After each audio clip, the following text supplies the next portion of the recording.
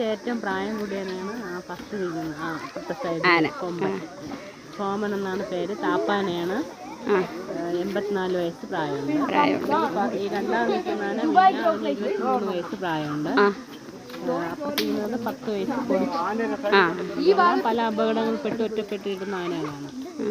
കാട്ടിനുള്ളിൽ കാട്ടിൽ നിന്ന് പിടിച്ചോണ്ട് വന്നതാണ്. കാട്ടിൽ നിന്ന് പിടിച്ചോണ്ട് നേരത്തെ ഡയറക്റ്റ് കാരണം കുഴിയിൽ വീണത്, പാറയുടെ മുകളിൽ നിന്ന് വീഴുന്നത്, ഒത്തിരി പരിക്കുകളോട്, പിന്നെ കൂട്ടം തെറ്റി ഒറ്റപ്പെട്ടു പോകുന്നത്.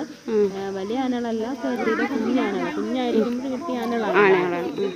ഈ ക്യാമ്പിൽ ഫസ്റ്റ് കൊണ്ടുവരുന്ന ആനയാണ് നിൽക്കുന്നത്. രണ്ടാം നിൽക്കുന്നത്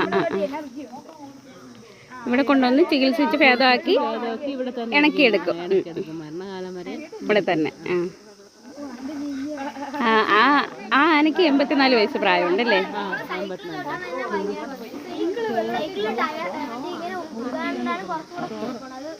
ആഹാരമായിട്ട് എന്തൊക്കെ കൊടുക്കും ചേച്ചി?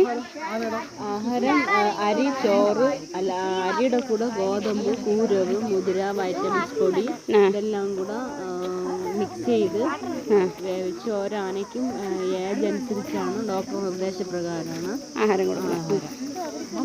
പഴവും ശർക്കരയൊക്കെ അങ്ങനെയൊക്കെയുള്ള സാധനങ്ങൾ. പഴം ഇപ്പോഴില്ല. വൈകുന്നേരം തണ്ണിമത്തനാണ് കൊടുക്കുന്നത്.